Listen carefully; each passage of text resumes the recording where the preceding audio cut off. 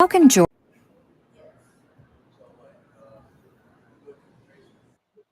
How can Georgia generate millions for pre-K education without raising taxes? Approving sports betting will generate the dollars Georgia kids and their parents need with no new taxes on families or small businesses. Pre-K education clears the pathway to the American dream, and Georgia has a golden opportunity to help kids without raising taxes. Sports betting will generate over $140 million for pre-K education. That money will give Georgia students a leg up that will benefit them their entire lives. Today, there are 80,000 Georgia children on a wait list for pre-K education. Approving sports betting will help these kids and strengthen our schools. It's a win-win for parents and taxpayers. Georgians deserve the right to cast their vote on sports betting. Tell your lawmakers to put it on the ballot and give you the choice. Paid for by the Sports Betting Alliance. John Fredericks, America's Godzilla of Truth. He's popular and proficient in picking politics with prophetic precision. And now J. Fred's picking sports. Are y'all ready for this? All across the airwaves and streams of the John Fredericks Media Network, John, Jack, and Nate, three guys that are pretty wise when it comes to picking winners. Football, basketball, baseball, soccer, golf, UFC battles, you name it. When the game is on your mind and money's on the line, Godzilla Wins is your guide to picking winners. Before you make that play, hear what J. Fred has to say. Godzilla Wins on the John Fredericks Media Network. Oh yeah, for entertainment purposes only.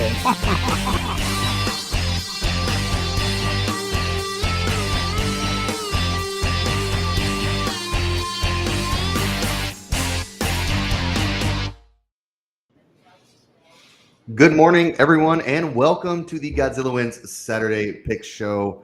I'm your host, Jack Fredericks, alongside my father, the Godzilla of Truth, the Oracle of the Deplorables, West Virginia baseball's #1 fan, John Fredericks, as well as senior contributors to GodzillaWins.com, including Mitch Rogers, Dan Angel, and Nate Perry, who will be joining us shortly. We are here to talk March Madness pretty much all show. I've carved out a little segment for this Shohei Ohtani news. I don't even know if it's a scandal, but we'll sort that out at some point during the show. But for the most part, we are here talking March Madness. We got some major upsets. Yale busts a lot of brackets. Oakland busts a lot of brackets. Duquesne, the Pride of Pittsburgh, they get to the second round. All sorts of fun stuff happened. Grand Canyon last night, if you were up late, the pride of the Phoenix metropolitan area. I think that's where Grand Canyon's from. They also bust maybe some brackets, although I don't know how invested everybody was in St. Mary's. So we'll see about that. But we're going to be talking all March Madness, all these 2 hours. The first hour, we'll do all sorts of different topics, talk about all that stuff. And then the second hour, we'll make all the picks for the round of 32. That's going to start today, Saturday and Sunday. This is the best weekend for the tournament because you still got a ton of games. And plus, and just a plug, I guess, for basketball in general, this is, I believe, the first year that I remember that the women's tournament is going on pretty much simultaneously. So not only can you get a bunch of the male basketball in, but the women's league is also playing. They're still in their round of 64 today. So Caitlin Clark will play today, Angel Reese, a bunch of other teams. I think Juju Watkins from USC, all those teams play today. So please watch out for all that. Should be a lot of fun.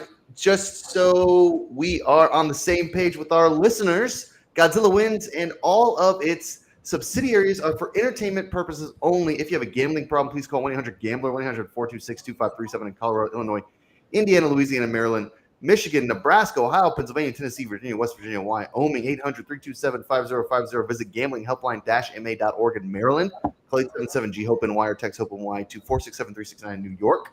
1-800-NEXT-STEP in Arizona. You can call 1-800-522-4700 in Kansas, New Hampshire.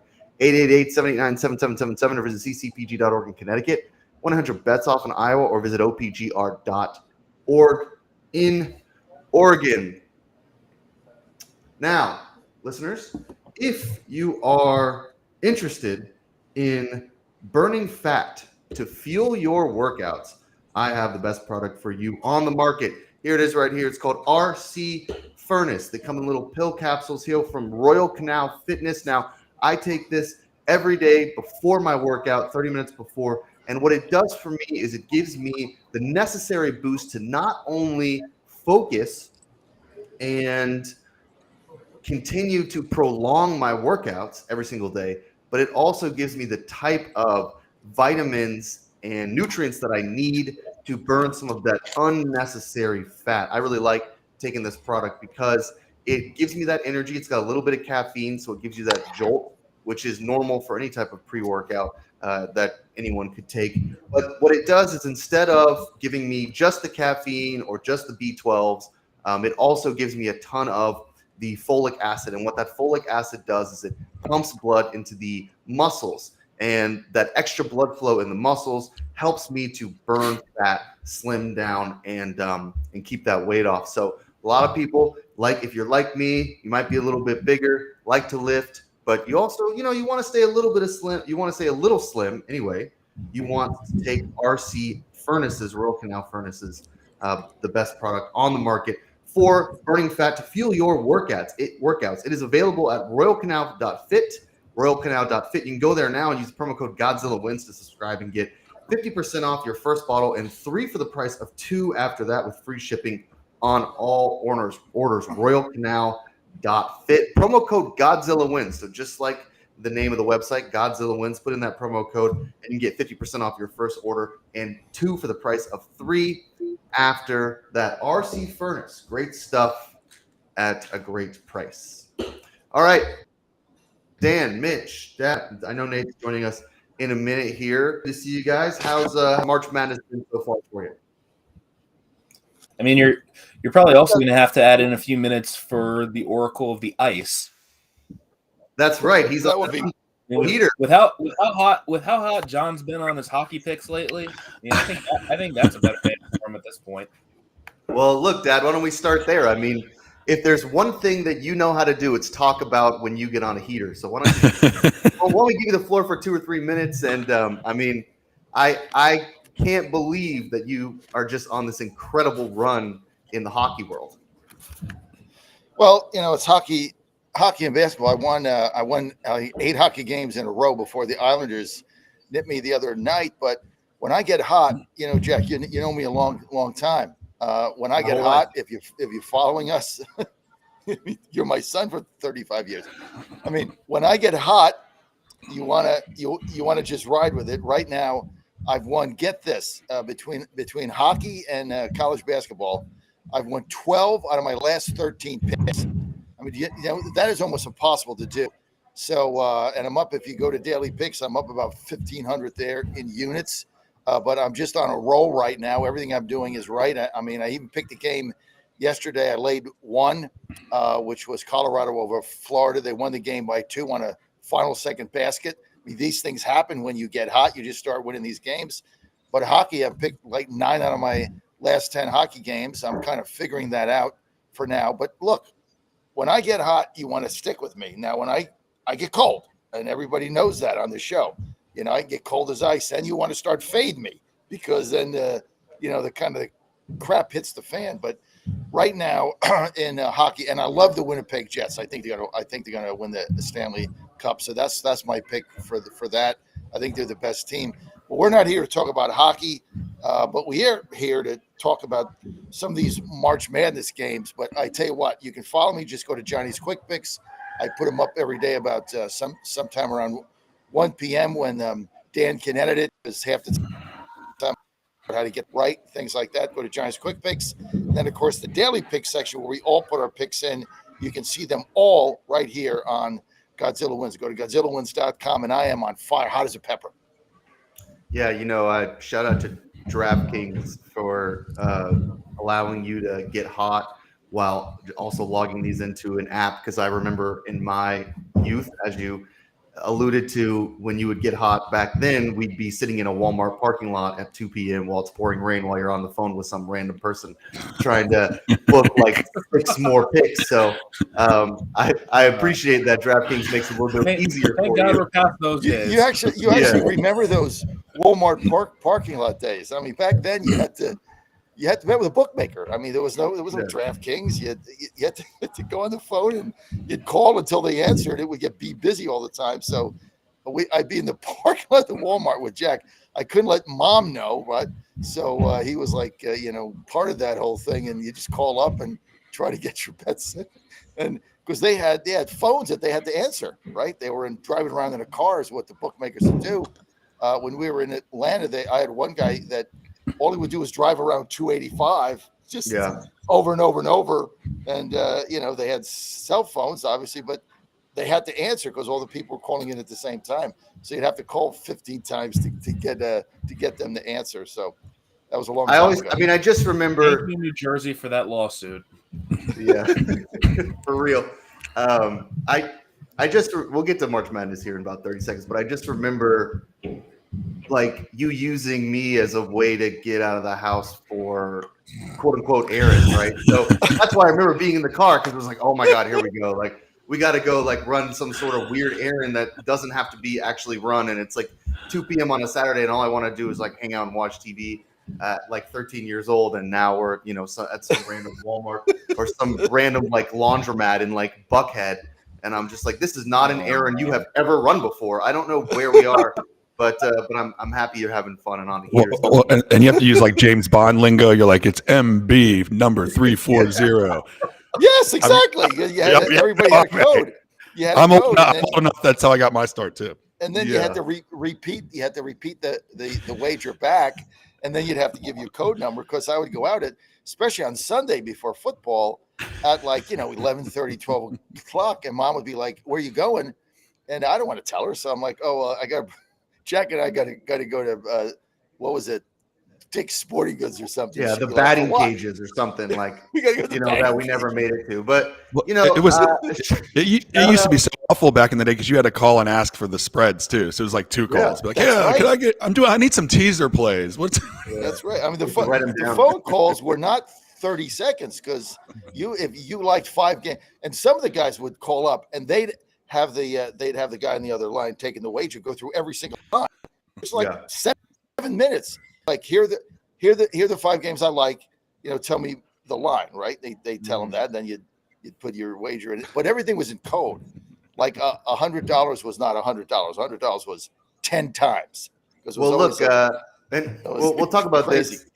Yeah, we'll talk about this a little bit more when we get to the Shohei Ohtani stuff because that's pretty interesting with his interpreter. And I mean, shout out to Sensible Lawsuits, I guess. So let's talk about some of the biggest upsets, and we'll talk about maybe the biggest surprises a little bit later, but just some of the biggest upsets. I guess in my mind, the two, and you guys might feel differently, but the two are the Jack Golke madness. Oakland shocks Kentucky. Kentucky a 3 seed, Oakland a 14 seed. Jack Golke hits 10 threes, almost ties or breaks the NCAA March Madness record.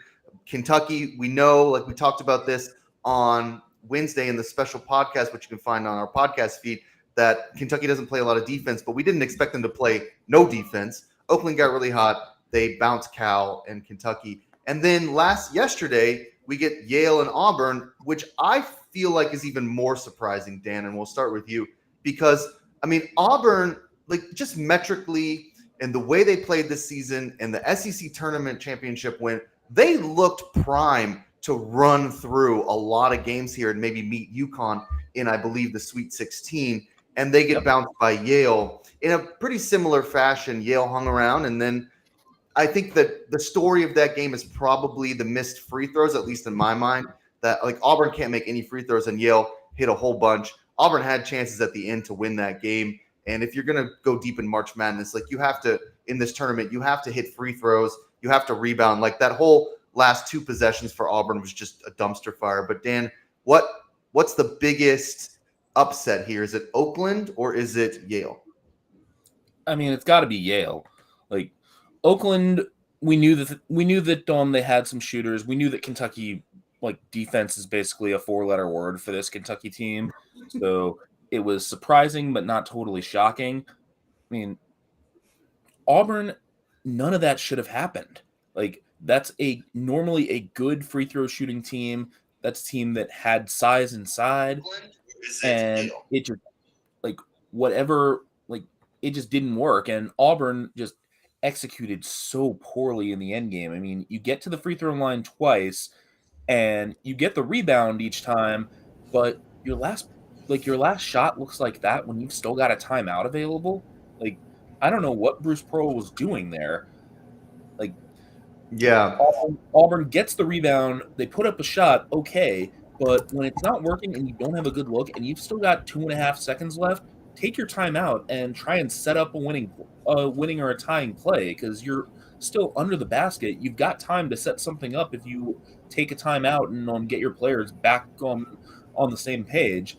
And Pearl just let it play out, and Auburn forced a bad shot, and there's your season. Yeah, that was a total garbage sort of last few seconds. I mean, they miss another free throw, they get the rebound, there's 2 seconds left, they secure the ball, like call the timeout, run a play. I mean, just run a simple screen and try to get an open off balance three to win the game. I don't really understand that. Pearl's a good coach. I mean, we're not questioning his judgment, but definitely in that moment. Now, Nate, I'll go to you, and then we'll go to Mitch and Dad, because you on Godzilla Wins wrote up you picked Yale to cover, and you told everyone, hey, listen, if you are feeling adventurous, take Yale a money line. That, let's just go with the vibes here. So tell us your thought process there, and your thought process just in general in March, because some of us, i.e. me, are getting absolutely torched both against the spread and in the bracket. So tell us how to right the ship here.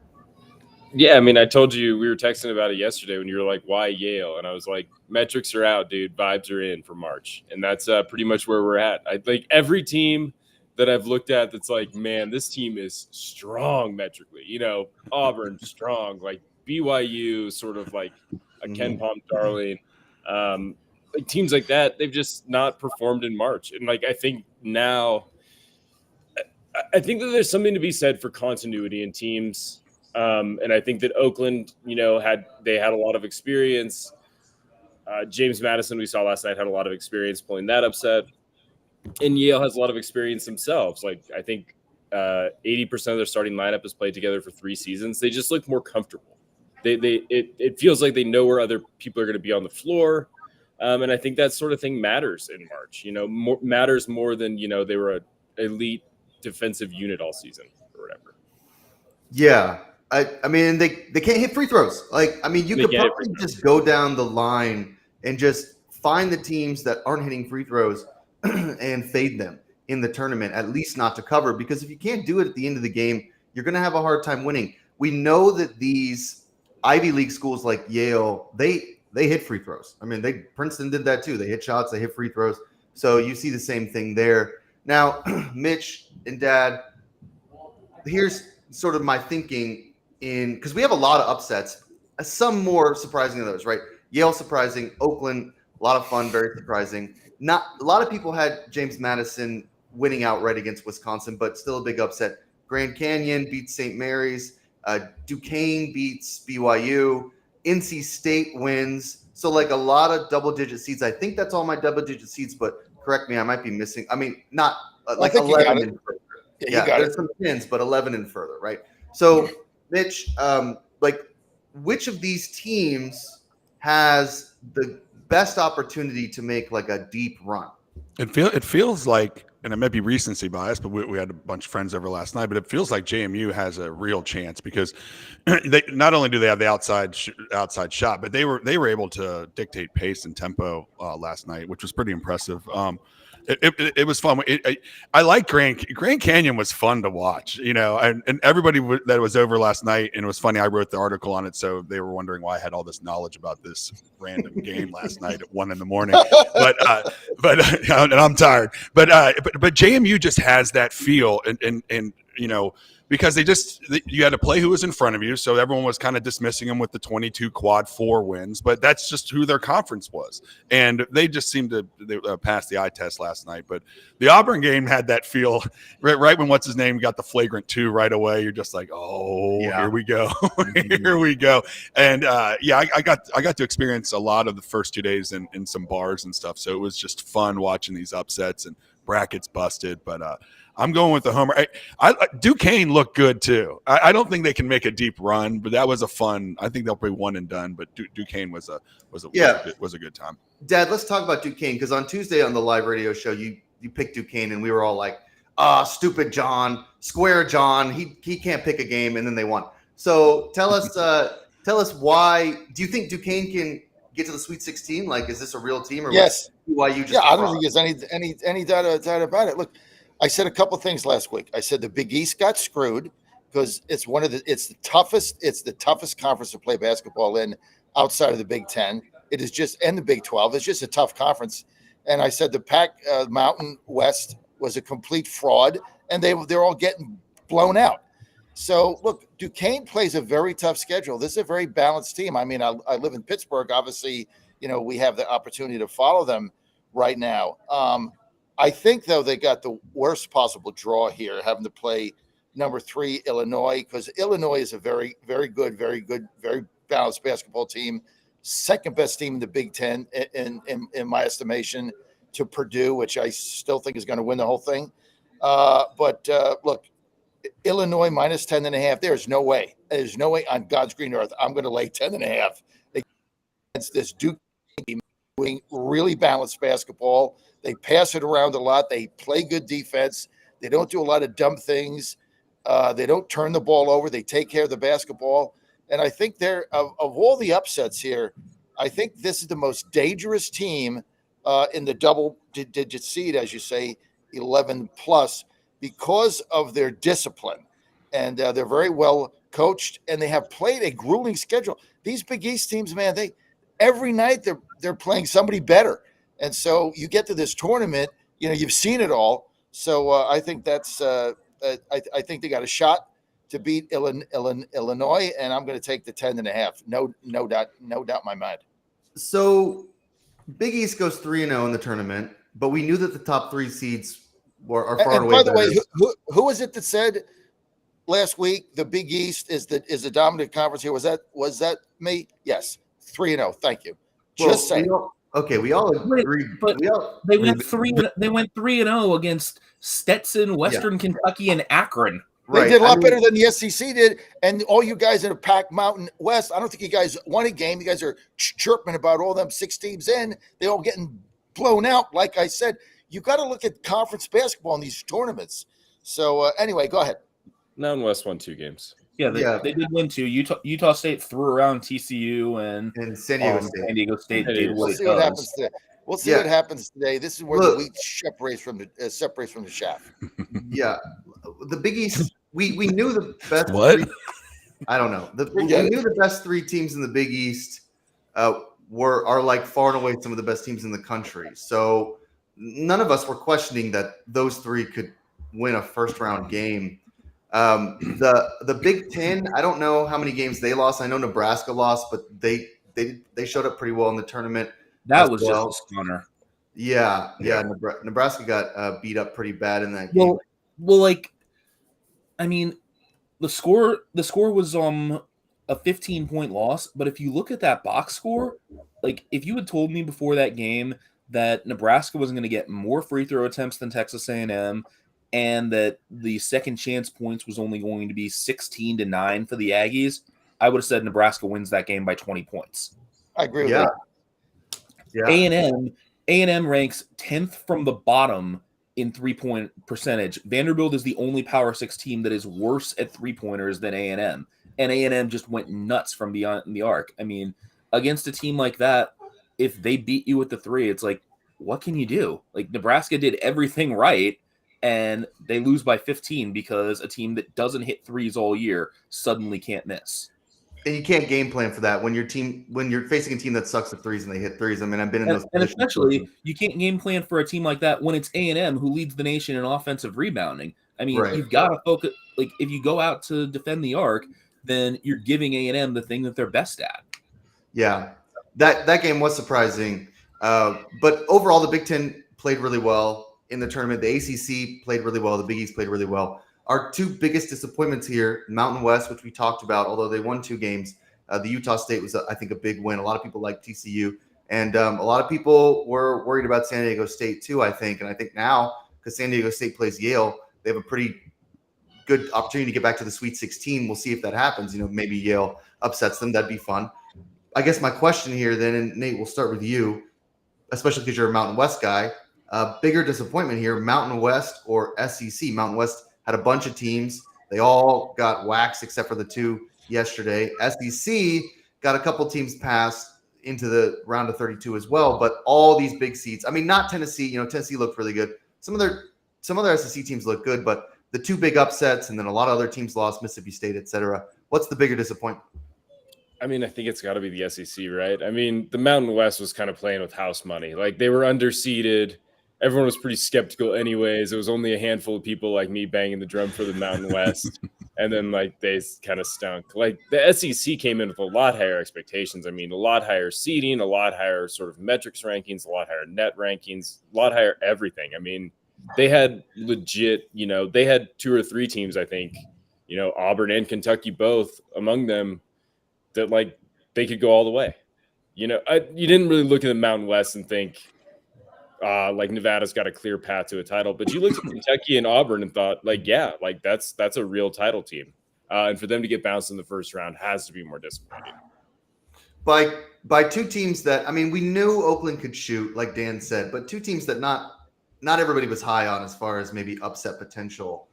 Mitch, if you're Kentucky fans and you're now been perennially disappointed every year in the last couple of years, getting bounced early, what do you say to John Calipari? Do you take the buyout? Right. I mean, John Calipari has a real issue here, and he's one of his best friends is Mike Tomlin. It's almost like the same issue they have. They always have an above average season, but they lose in the playoffs in the postseason. And this has become a real deal. I mean, Calipari said it himself that he's going to have to, readjust his focus. And, I don't know what that is. It feels like he would have been more prepared for the nil transfer portal world than the rest of the world, because he got a head start, a decade ago by trying to do it. But when you go and really look back on it, he only had a couple successful seasons, even using that style. So I don't know. I mean, I think the message gets stale after a little while, and maybe it's just time for a buyout and move on and go somewhere else. He's a great coach. I love him, and he'll adjust his style, but it feels like, that Kentucky faithful and their, sponsors or whatever are not going to put up with it for much longer. I can't imagine. Time has passed them by. I mean, if you looked at that game yesterday, and I know the young fella on Oakland hit the 10 threes, and no matter what they did, they couldn't stop him. But the game has passed them by. The game is too fast for him now. It's different. I mean, he never made any adjustments on defense going to the second half, because I was looking at that game, and I'm like, well, Calipari's going to get in there, and they're going to change this up. He didn't change anything up. He just stuck with what he was doing, and the game has changed a lot since he was around. Remember, these guys like Pitino and Calipari, they coach in the NBA. I mean, they've been so many different teams. I think the game is passing them by, and I thought Calipari's game time changes in that game yesterday, losing to Oakland, is a stain on his entire career. And I think because it just, people get set. I mean, what has he been coaching for 50 years or something? You get set in a way, you have a philosophy, and then you're reluctant to change. Younger coaches don't do that, right? They can kind of see what's going on. They have kind of a philosophy, but they're going to react to the game.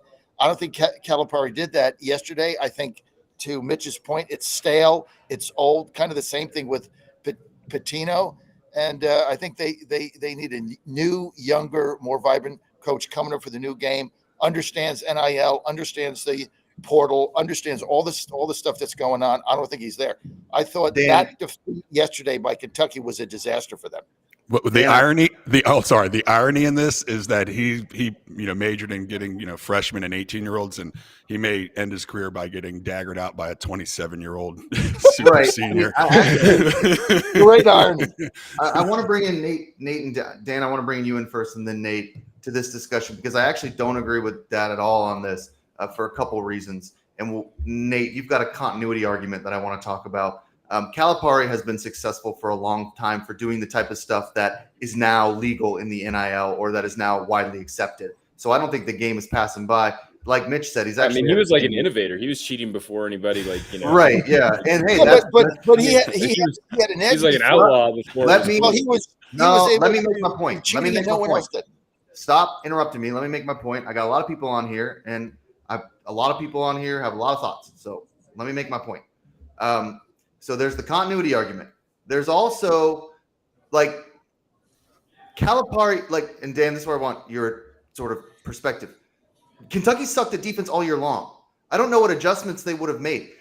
Oakland played a really frustrating zone, and we see that these zones from these smaller teams in these smaller conferences at this point in the tournament, they frustrate everyone because they're just not used to playing this type of zone. Because when you're playing against equal talent, you can run you can run a man basically because you can, the athleticism is there, and so you can run toe to toe athletically with all of the big Kentucky stars. When Oakland has to play a zone for all sorts of reasons, but that zone frustrated them. And Kentucky's game plan all year long has been outscore the opponent. We don't care how many points they score. We're just going to score a little bit more. And they just couldn't do it because Oakland played a defense that they weren't used to. So I don't really think, like, adjustment-wise, Calipari needed to make any adjustments. Their game plan all year long has been just don't worry about defense, just score as many points as possible, Dan.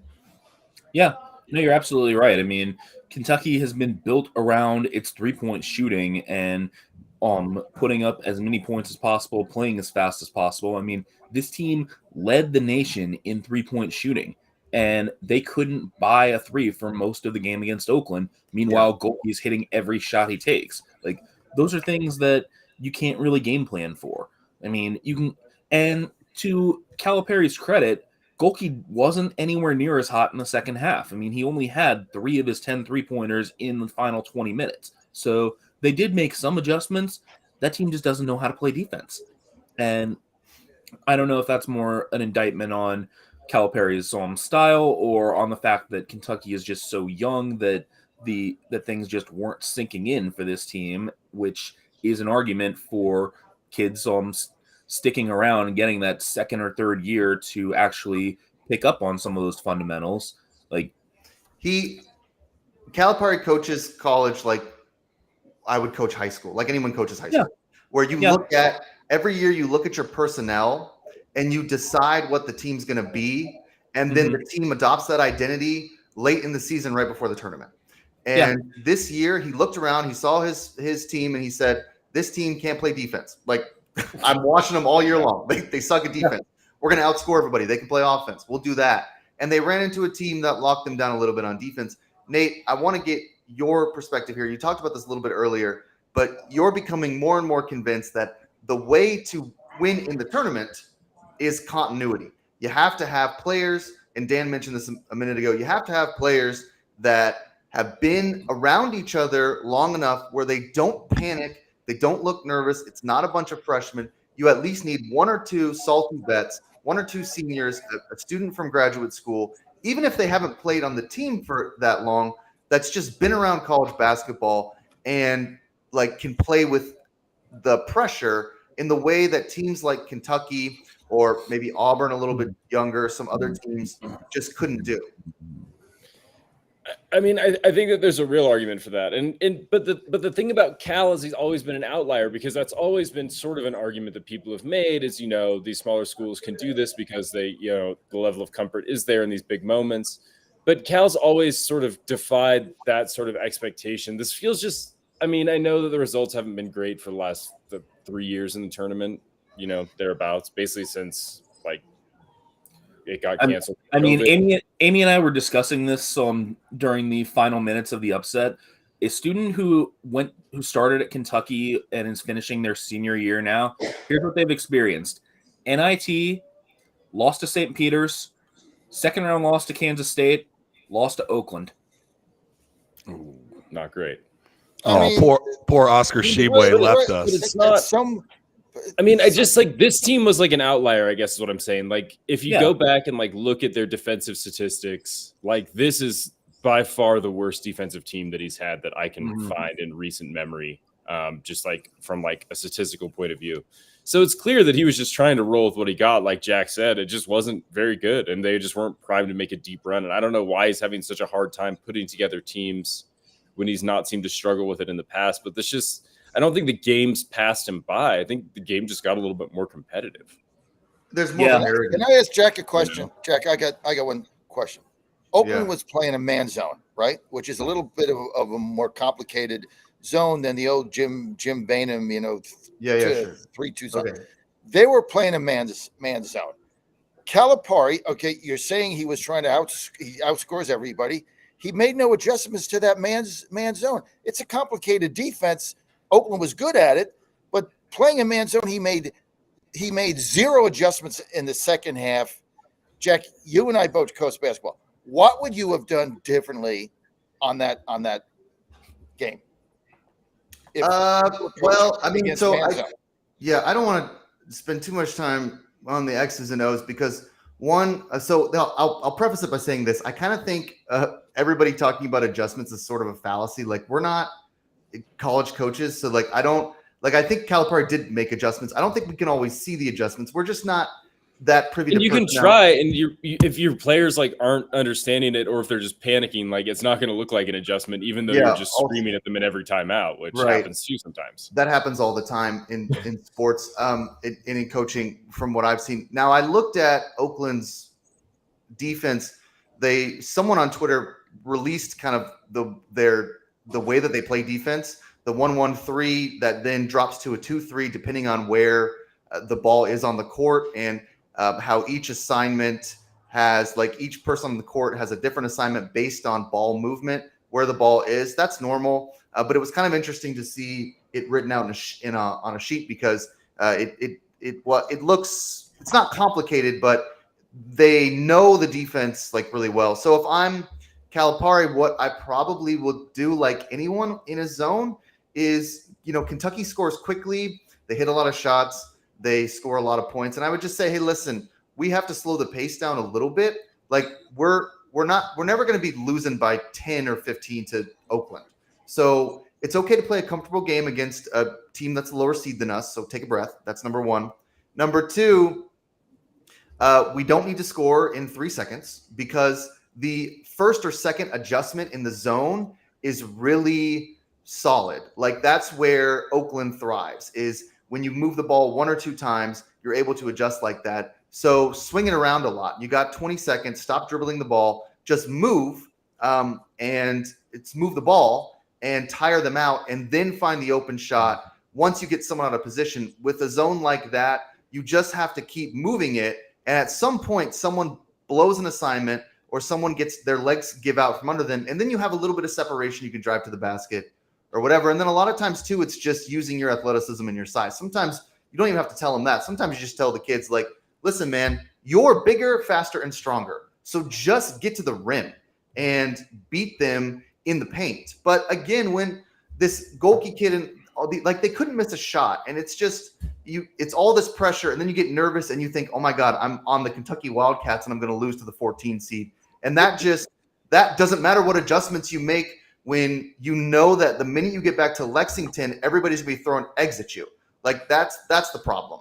So I guess those are the adjustments I would make, but we'll see what Oakland does in the next round, because that defense is pretty frustrating. But if Golke doesn't hit, whatever. I mean, if he doesn't hit 10 threes again, they probably lose. That's just March Madness. That's what happens in that first round. You have to be okay with that for some of these teams. I think Calipari will be okay. Now, we talked a lot about that. I want to get to some of our other topics here. Mitch, we'll start with you. Biggest surprises in the tournament. We talked about Oakland, we talked about Yale, but there's a lot of surprises. Could be some other smaller teams, could be some other stuff. So Mitch, we'll go to you. Biggest surprises so far in the first round. I think the biggest surprise for me, and I hate to go back to it, but I mean, Oakland obviously, but Duquesne is huge, and I'm trying to try to give you what it feels like in the city of Pittsburgh for that team to be able to move on, and the fact that John's high on them, they could have a chance against Illinois. I don't know, but they play so well. Duquesne was one of the great surprises to me too. I love March Madness for the parity. We saw some obviously upsets, but we saw some of the big boys just take care of business. I mean, like Arizona. We talked about adjustments. Arizona came out, and that 1-3-1 again with Long Beach was like a little frustrating for them for like 5 minutes. It looked a little scary, but then they still covered the 20. So I like that some of the big boys, UConn, Illinois, I mean, they blew the doors off some of these lower seeds, and we haven't seen that in a little bit. So we're getting back to maybe where the tournament where the top seeds, are starting to dominate a little bit there too. But I'm Dukes all the way. Duquesne. James Madison. Yeah. I'm gonna say Dan, biggest surprises so far, either from a viewing angle or maybe just from a sports betting angle. I know one of your big surprises is that Yale is like 235th at the free throw line, and they hit all those shots. That's a big surprise. But what are some other things that really stood out to you in the first round? Yeah, I mean, I touched on how Texas A&M suddenly can't miss from three when they've been just terrible behind the arc all year. I mean, that one really shocked me. And just the overall weakness of the SEC. I mean, Nate talked about how the SEC was far more disappointing than the Mountain West, and I have to agree with that because you look at the Mountain West, and yes, they flamed out and went 2-4, but most of those games, they were the lower seed. Like, they weren't expected to make deep runs. The SEC, you had a 3 seed, a 4 seed, a 6 seed, a 7 seed, all go down, and an 8 seed. I mean, those were all favored teams, and all of them go down in the first home game. So I think the SEC's flame out really kind of justifies the ACC's position that, I mean, hey, we deserve some more teams in this tournament. Pittsburgh and Wake Forest probably could have given a better showing than, say, Mississippi State, South Carolina, Florida. And another interesting stat, I mean, you know how we're moving toward the so-called Power 2 in college football, so it seems. If the NCAA tournament were played without the Power 2, they'd only have 15 of the past 15 national champions. Yeah, that's funny. So couple things, Nate, and then we'll get to Dad as far as biggest surprises. So if you just bet every underdog money line, $1,000 on every underdog money line, this year you would have made $7,100. So that's not always the case in the first round, but this year we had a lot of underdogs win, and then we had some, like all you need is one like Oakland to hit, and you can pretty much at least break even. You get Yale and Oakland to hit, and you're flying high. It doesn't really matter. Nate, biggest surprises, then we'll go to Dad. I think the Pac-12, like they were pretty maligned as a basketball conference. There was some sort of a little bit of, like, do we know that this conference is very good outside of, maybe like Arizona and Washington State? And all they did was win all 4 games. Colorado wins, Washington State wins, Arizona wins easy, and Oregon wins easy as an 11 seed. Like, I think that hats off to the Pac-12 for sort of exceeding expectations, because I think the expectations were fairly low for that conference. Yeah, I think so too. Dad, biggest surprises? Colorado. The Buffs. This is a team. This is a team you really got to watch. Now, I've bet them the last 4 times out. I won 3 of them. They got beat in the Pac-12 tournament by Oregon. Tough game. But you guys were talking about who was emphasizing continuity. Who is that, guys? I don't remember. Nate, Dan. If you want to look at continuity, look at the Buffaloes. This is the only team that got 4 seniors who played together for 4 years. And this is kind of what happened to Fairleigh season, my alma mater, if you kind of remember. They had 5 seniors starting that had played together for 4 seasons. So you get that continuity. They know each other, been there, done that. They don't panic. They have the age, they have the maturity, which is what Kentucky obviously didn't have against that zone. So I think Colorado, I think they upset Marquette this weekend, and I think this is a very dangerous team in the tournament. Yeah, Nate, that's one of your big Sweet 16 picks. Marquette's not the same team when they're hobbled. They're a little hurt. They looked sort of wobbly against the Hilltoppers yesterday, although they pulled away at the end, and that happens more often than not. You can't draw too many conclusions from a first half game from a 2-15. At some point, most of these teams pull away. If you let them hang around, that's what happens. I don't know. I mean, for me, okay, so I got 2. Then we'll go to biggest overreactions.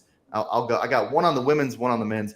On the women's or on the men's, NC State, I think, is still a surprise for me. I mean, we talked about that on the podcast. We're like, oh, NC State, they're maybe gassed a little bit. Texas Tech was a real team, very good. And now they play Oakland.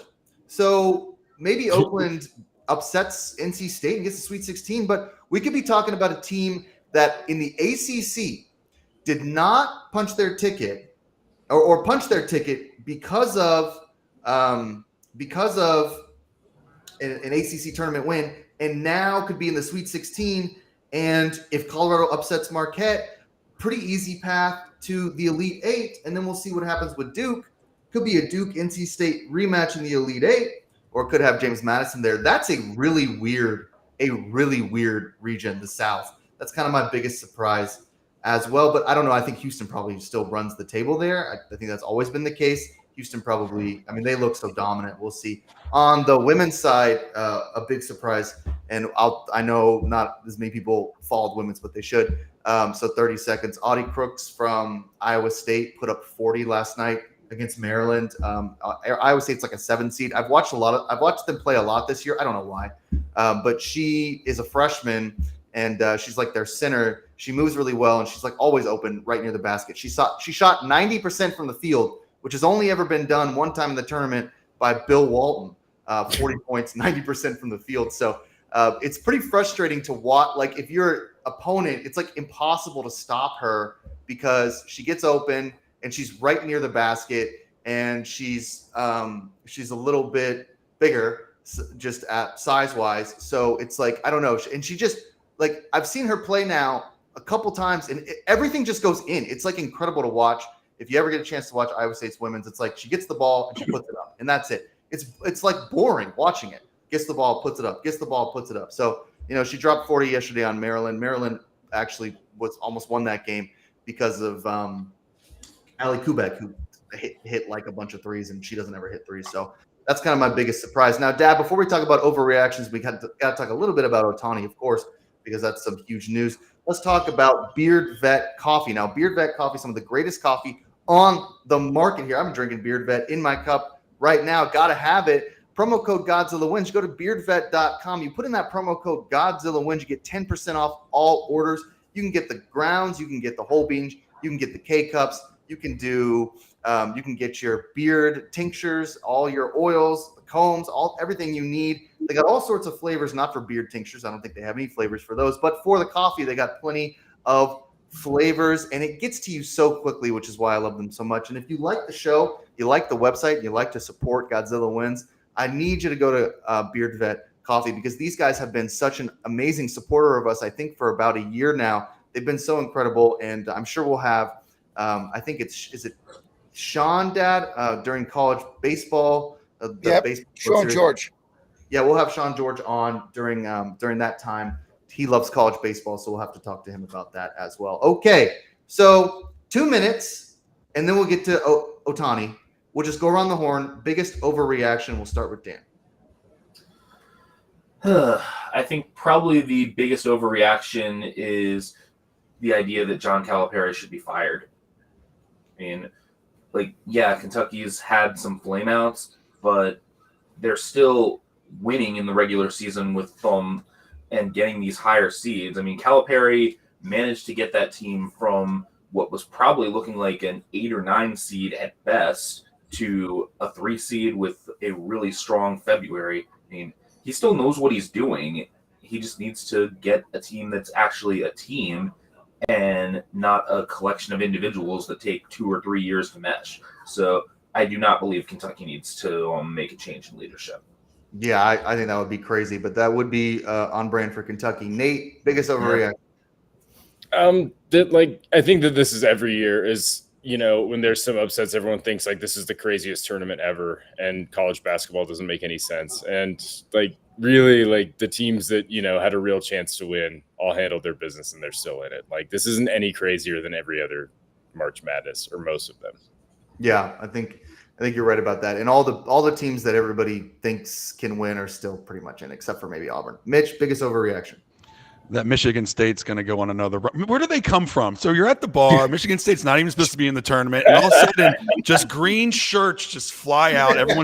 They come from nowhere. They had no business. It was my biggest bet I put on. I lost.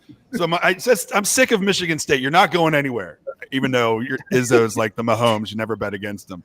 But I just Michigan State fans. Overreaction. Your team's not good. It's just some kind of magic formula.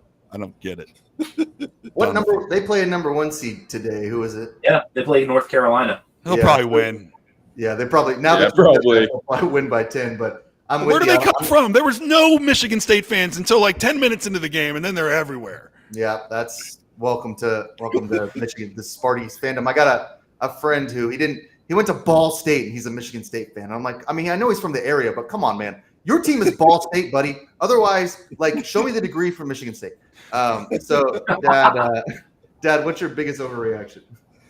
The SEC, right? I mean, everybody's banging on them, and I know they didn't do well, but they still got 3 teams that can easily get to the this Sweet 16.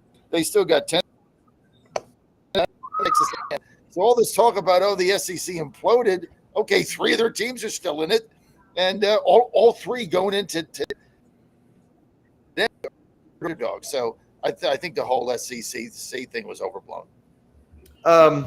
My biggest overreaction is that I am just the most atrocious handicapper in the history of the world.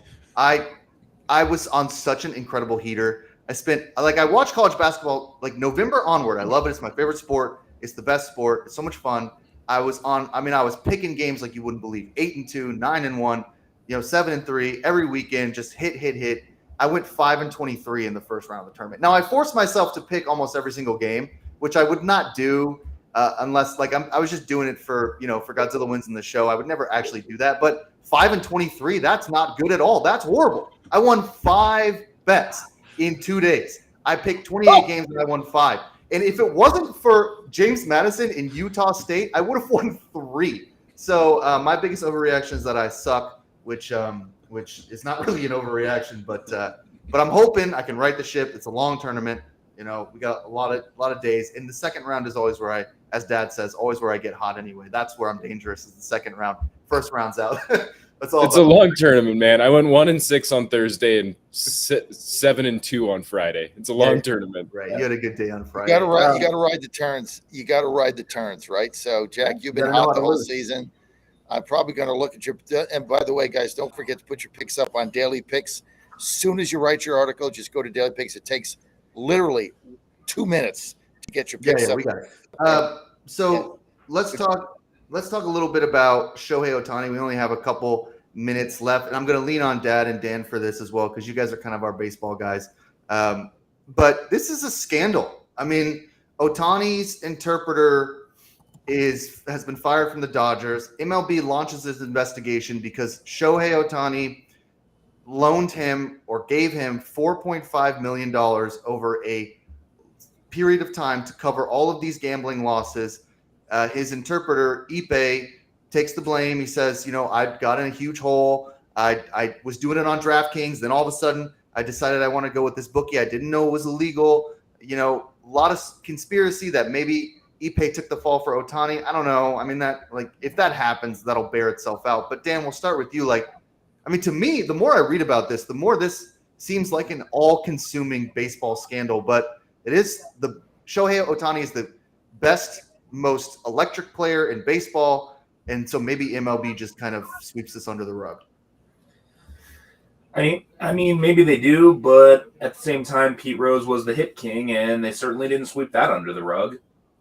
I don't know what's going to happen, but this seems like something that is probably not going away, and it seems like it could have some real consequences if MLB decides to really make a full investigation into all that was going on. So it's going to be interesting to watch.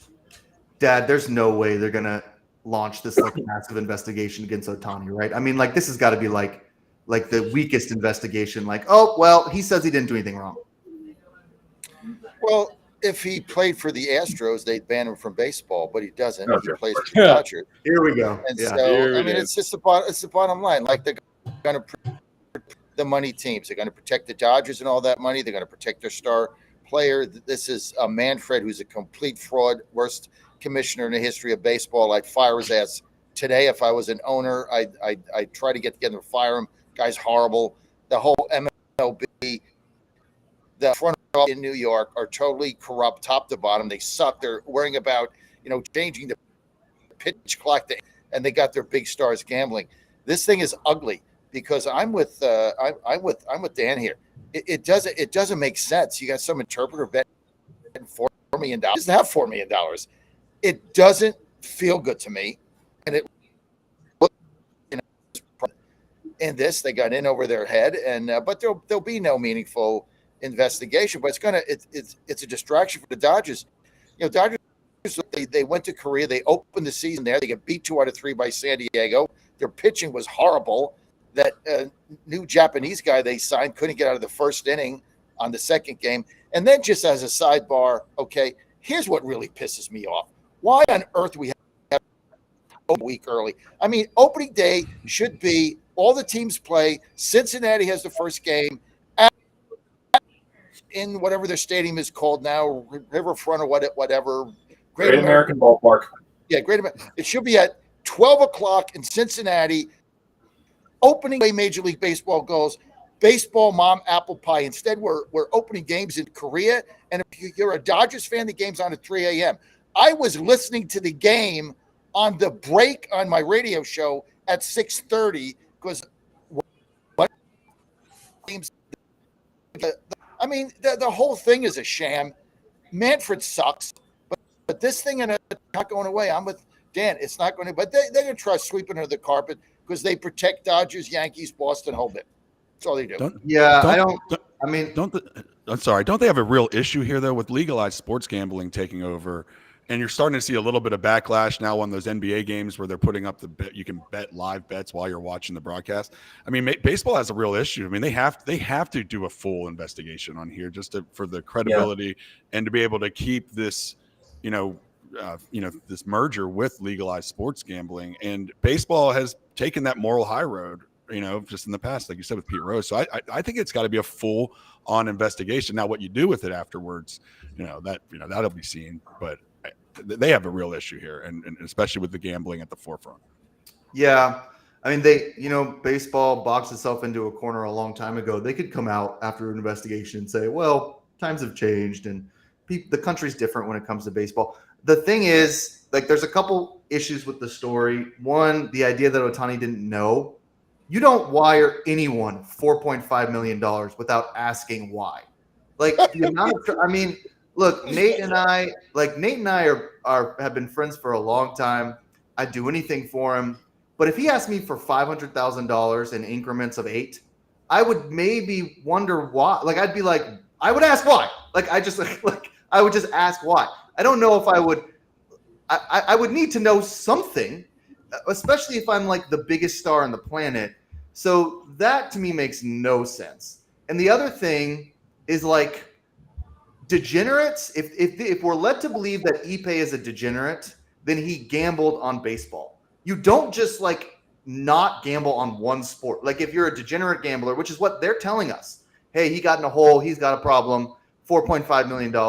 And then he just, one of the most exciting sports in the world, the one where he has all the access to and all the knowledge. And he's just no, that's where I draw the line. What I was gambling on was ice, curling. I mean, come on. That's ridiculous. So those two things will probably bear themselves out a little bit later. But, it's not totally ridiculous because I'm in that position sometimes where I have extra information and I absolutely refuse to bet any game that I cover. That I bet a lot of games, but when I'm covering Penn State basketball or Old Dominion, I will not touch that game no matter what. Dan, I would question that if you were $4.5 million in the hole. You know what I mean? Just, there's degeneracy. I'm playing a little bit of devil's advocate there, but yeah, that's fair.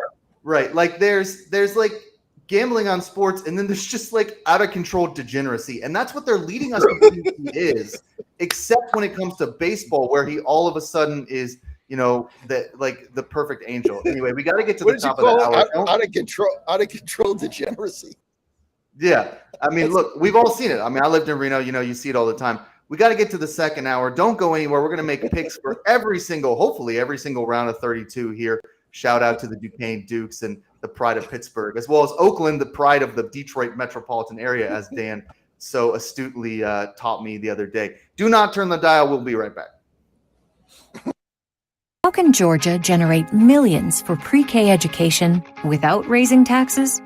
Approving sports betting will generate the dollars Georgia kids and their parents need with no new taxes on families or small businesses. Pre-K education clears the pathway to the American dream, and Georgia has a golden opportunity to help kids without raising taxes. Sports betting will generate over $140 million for pre-K education. That money will give Georgia students a leg up that will benefit them their entire lives. Today, there are 80,000 Georgia children on a wait list for pre-K education. Approving sports betting will help these kids and strengthen our schools. It's a win-win for parents and taxpayers. Georgians deserve the right to cast their vote on sports betting. Tell your lawmakers to put it on the ballot and give you the choice. Paid for by the Sports Betting Alliance. You're listening to Godzilla Wins on the John Fredericks Media Network. For a deeper dive without the jive, visit the website of winners, GodzillaWins.com. Let's get back to the show with the guys in the know, John, Jack, and Nate. It's Godzilla Wins on the John Fredericks Media Network.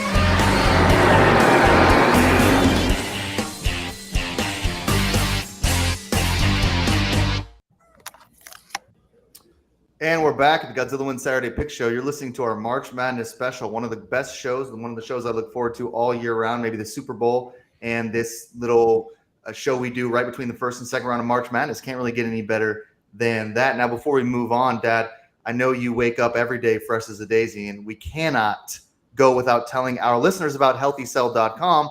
Tell us a little bit about how people can take advantage of all of their incredible products. Well, number one, don't I look great for 66? I mean, honestly, right?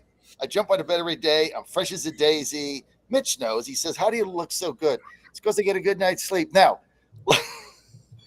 last night was a little tougher to get a good night's sleep as we're in Norman, Oklahoma. Is the first time I've been here at Oklahoma Baseball Stadium watching West Virginia, who got shut out yesterday, 13-0, and jumping on our number one Friday night pitcher, Aiden Johnham, and they also got no hit for the first time since, get this, 1927 against Georgetown. I don't have an guess. I care out how long that is, but it's like 50 something years or 80 years or something. Long time. It's 97.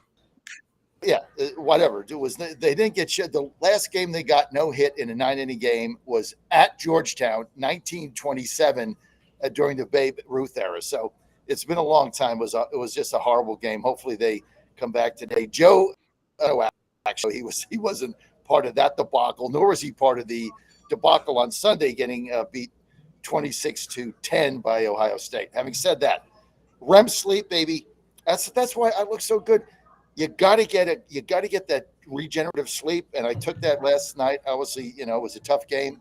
I took that. I went right to bed. I fell asleep in 50 minutes, got a solid 7 hours of sleep, popped up, ready to go. And here we are in Norman, Oklahoma. Just go to healthycell.com, healthycell.com/Godzilla. Put in promo code Godzilla. You're going to get 20% off your first order. If you're not getting Healthy Cell REM sleep right now, you're depriving your body of the best, most natural thing to get in that deep sleep. And you dream all night, and then you just jump out of bed because it's regenerative. Sleep is the most rated thing for Americans. Get your REM sleep today. You're going to feel so much better. healthycell.com/Godzilla. REM sleep. Promo code Godzilla, 20% off. Do it today. Feel better. And we want to thank Healthy Cell for, there's my microphone. We want to thank Healthy Cell for partnering with us. They've been an incredible partner. And if you like the show, please buy their products to show your Support. Okay, we're going to run through as many games as we can in each region in the slot, the times that we have. I kind of thought at first, why don't we just say our best bets for each region? But let's just try to let's see how this goes, and if I hate it by 9:30, I'll change it.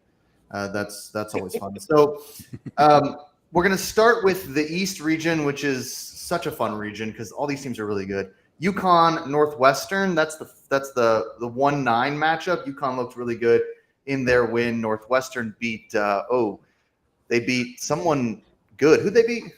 Florida Atlantic. FAU. Oh, FAU, right. That was an awesome game, by the way, where FAU like took up the ball like with 2 seconds left, as though the game was in the first half, and shot some contested three. They lost in overtime. Terrific game. A lot of fun yesterday. UConn -14 over under 136. Dan, we'll start with you. We'll go around the horn here. What do you think about UConn Northwestern? This game should be played on Sunday, I believe.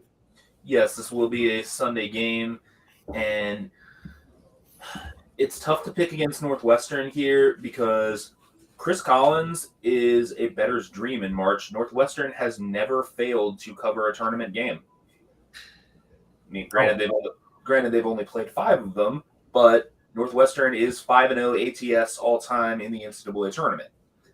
That said, Connecticut just looks to be on another level. They did exactly what they needed to do against Stetson. Of course, it's Stetson, but Connecticut came out, took care of business, left absolutely no doubt, and Northwestern struggled for a good chunk of that game against Florida Atlantic. They did get going at the end and obviously came up big in overtime, but I just think Connecticut is going to be a little bit too much for this Wildcats team. So I think it's going to be close for a little, maybe about 25, 30 minutes, but I think UConn will pull away. Nate, just vibes here. You're going to vibe with Northwestern? I have a vibe with Northwestern, yeah. I mean, I think just like on principle alone, just like assuming that all 1 seeds are created semi-equally and all 8 and 9 seeds are somewhat sort of equal. UNC, Michigan State, the spread is 4. And then Northwestern, UConn, the spread is 14.5. So you're telling, like, I think 14.5 just on principle. Like, I mean, it just feels like Northwestern is going to play a closer game than this. I mean, we didn't learn anything from UConn beating Stetson. I learned a lot about Northwestern after they beat FAU in overtime. Yeah. Like, they're a tough team. I think you're right about that as far as the spread being so long, but that's because UConn smashed Stetson and they're so good. Mitch, what you think? Talk about degenerates. If you were into the bar for the Northwestern FAU game and you knew the people that had the under real quick, because they only scored 39 points in the first half. It was a lock. It was a lock, and went to overtime, and they only won by like 1 point, and everybody went nuts. I saw Northwestern play in that first half, and they looked absolutely atrocious. I know how it ended, and it was exciting. I just can't get that stank out of my head. So I'm going to go UConn covering on this one, just to feel. I'm a vibe guy too, Nate. I want to vibe it out for the rest of this tournament. I mean, we're all vibing here. Dad, Big East, you're the Big East spokesperson here. You got to take UConn. I don't do vibes. I pick winners. Lay the wood. This is going to be another blowout. Another blowout. 14 Lay the wood. and a half. Listen, I'm telling you, when I get hot, just ride it. When I get cold, fade me. But right now, I'm on fire. Huskies. You're so incredible on this show. It's sounding like a dirtbag all the time with these ridiculous turns of phrase. I don't do vibes. I just pick winners. Like, I'm telling you, there's nobody that's more vibes on this show. Yeah, like all you do is vibe on this everything is just I feel this way. And you're just like, no, I'm the guy who's gonna transcend emotion. Analytics. I'm telling you, when you shifted.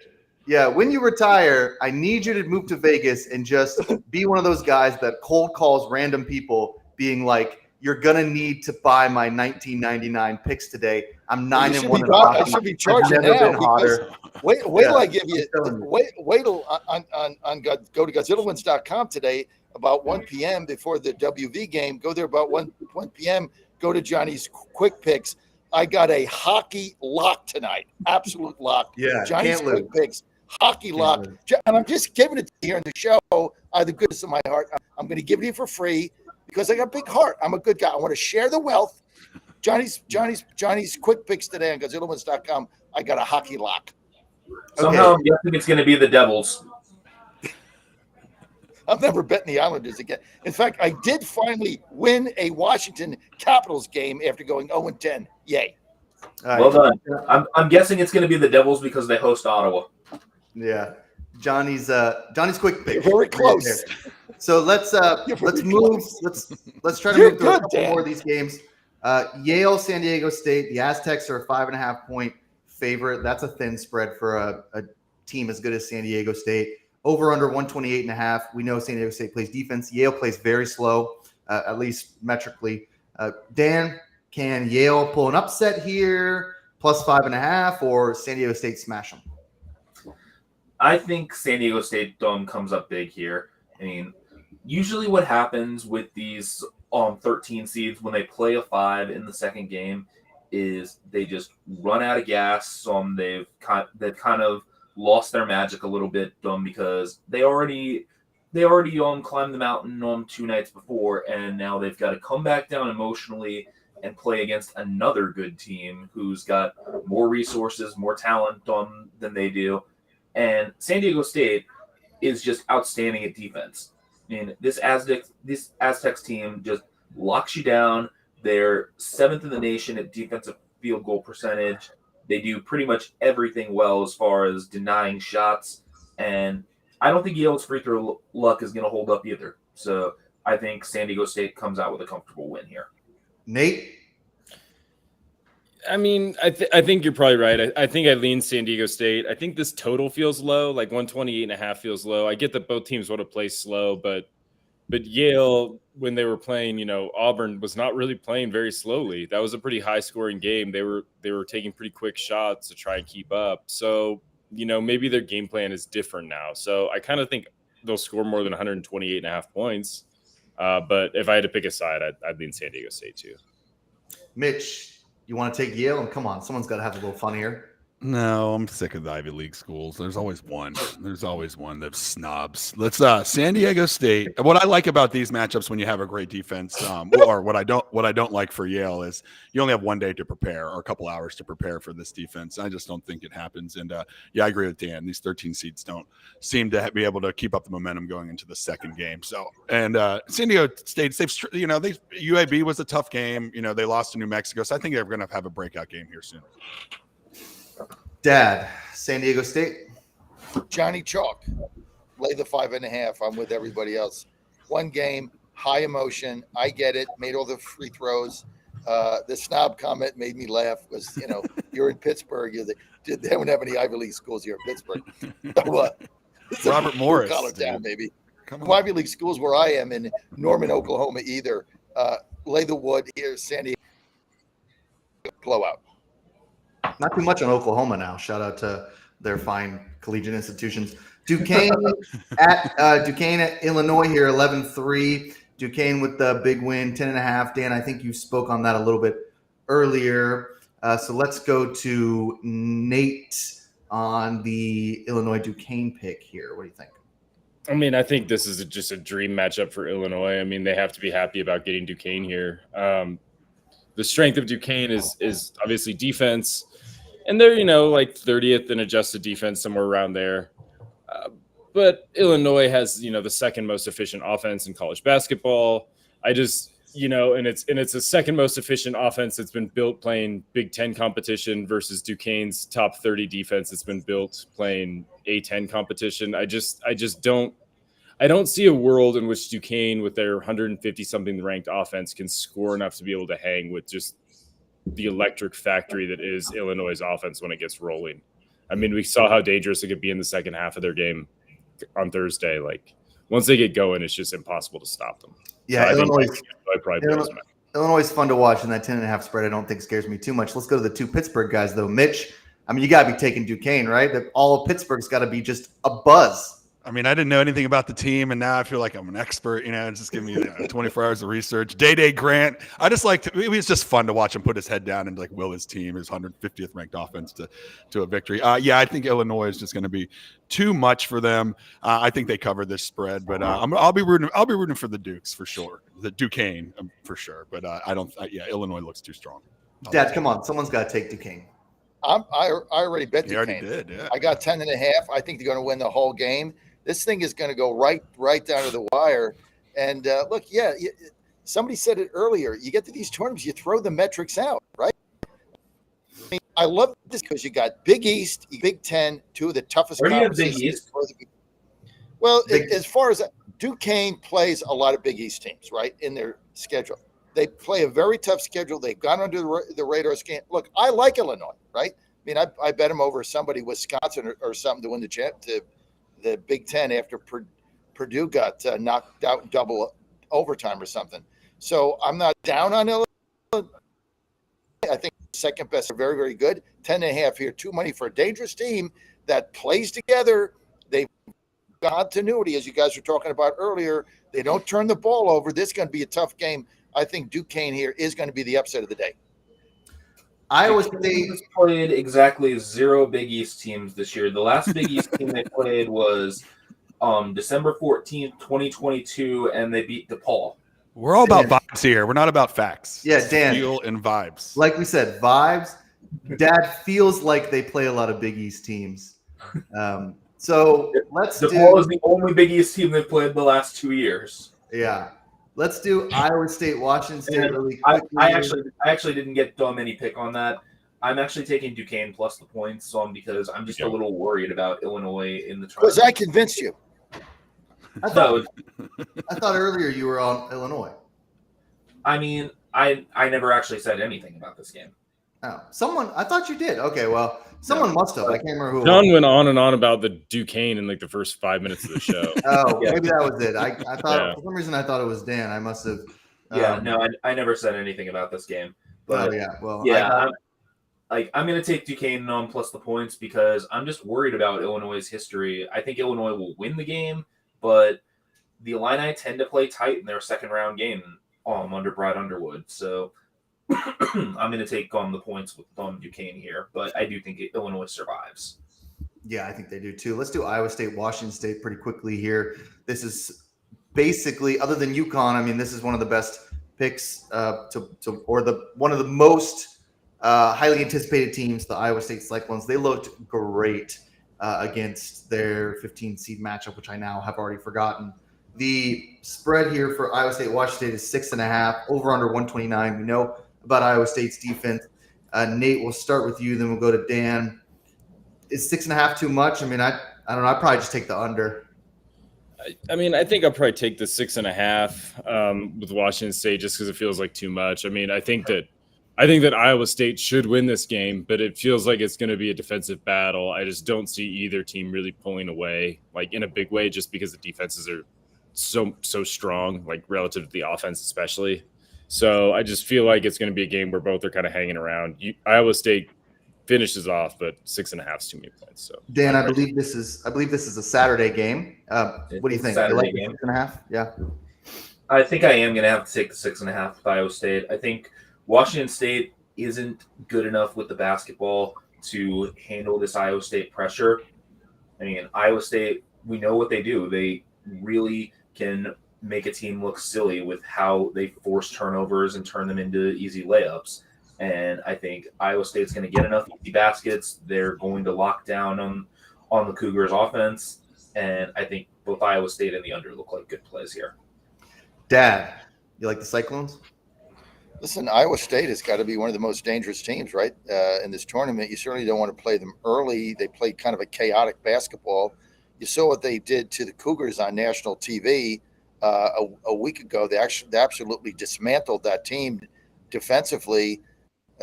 Houston couldn't figure it out. They're one of the best teams in the country. I look at this game and I'm like, I only got to lay 6.5. Done. I like Iowa State here, minus the 6.5. Mitch, close us out. Yeah, I'm looking what Vegas is doing now, and they're getting keen on these unders hitting. So you're seeing this 129 come in, which makes me want to play it. I like the under here. I don't like 6.5. It's scaring me with Iowa State. Washington State plays some close games, but I'm going to bet the under. If I had to take the points, I'd take Washington State with the points, but Iowa State to win, by 3. But I'm going to go with the under on this one. Dad, before we move on to the West region, tell us a little bit about Rosie's Gaming Emporium. I know you're in Oklahoma, but as soon as you get back to Virginia, you're going to go to Rosie's. Tell us a little bit how people. Well, I'm going to be there this week. I'm going to be there for 3 days this week. I got a bunch of events to do, so I'm looking forward to going to Virginia. But hey, before I do that, I just want to give a shout out to our team here on Godzilla Wins. We always run out of time, but you guys are doing a fabulous job. Everybody go to GodzillaWins.com. Jack has put this panel together. He's put some of the best writers together in the country. And it's a very exciting site, and these guys work really hard. We got a great team, probably one of the best in this. You'll go on the internet, you try to find this stuff. It's all garbage. You got to pay. Oh, this is my free pick. Pay $50 or $20 for my other picks. You don't get that with Godzilla Wins. We put really check together, and so I just want to thank everybody for their hard work. Go to GodzillaWins.com. I'm going to first thing I do when I get to Virginia after the day is done on Monday. I'm going to Rosie's right by our studio in Richmond. I have so much fun there. Ant's not going to be with us, but they got the biggest payouts and the biggest jackpots. Plus, you go upstairs and they got OTB. All they'll have what's ever on when I get there Monday night. They'll have something on for athletics. I'm going again Tuesday. Laying it out there. Biggest jackpots you're ever going to find, biggest payouts at Rosie's in Virginia. They got locations everywhere. Richmond, Hampton Roads, Vinton, right by Roanoke, just outside of Danville, and Collinswood. Now they've got Emporia. They got a big hotel going up in Dumfries, which is in Northern Virginia, Colonial Downs, which will be there the whole time this summer. When you think about Rosie's in Virginia, think about winning money, having fun. Win money, have fun. Go to rosiesgaming.com. Everything is there. rosiesgaming.com. If you're a first-time player, you can get free play $20 to $1,000. You just spin the wheel. And got 50 when we first went. I got 20. I was a bottom feeder. But look, you just spin the wheel. It's a fun thing to do. Go to rosiesgaming.com for all the action. Have fun winning. Let's go to the West region here. We'll do UNC Michigan State. We're going to start with Mitch and his Spartan hate here. UNC is a 4-point favorite over under 140.5. This is definitely the Izzo effect here. Mitch, I mean, that's a pretty tasty spread to maybe take the Tar Heels. Yeah, here I am. I'm looking up there, and I didn't know Tyson Walker. He averages 16.5 points for Michigan State. Okay, here we go. 4 points, 4.5 points. That's it. I mean, it feels like we should take North Carolina and run to the hills, but it's Michigan State, and they just do this every time they sneak into the tournament. I'm taking North Carolina. I'm thinking that Vegas is trying to get me in here and take my money and rob me, but I just got to think that this Michigan State team is fraudulent, and we'll see North Carolina wipe them clean, knock the doors off. Dan, what do you think? I like the under. I think both of these teams are defense heavy. Both of these teams excel at denying shots. And I think even though North Carolina likes to play faster, Michigan State forces you to get into a grinded out street fight every single year. So 140, I think, is too many points. I think this game is probably somewhere in the 60s for both teams. And I mean, the metrics have this even say that Vegas is actually being too generous to North Carolina. The metrics have this as Carolina by 1. Whoa. Wow. So I don't know, but I'm staying away from the spread here. It's too difficult to figure out for me with how Michigan State has been inconsistent there. But the one thing the Spartans do consistently is play defense. Nate, you're Sparty guy right now. Yeah, this is actually the first game that we talked about that I actually did bet on.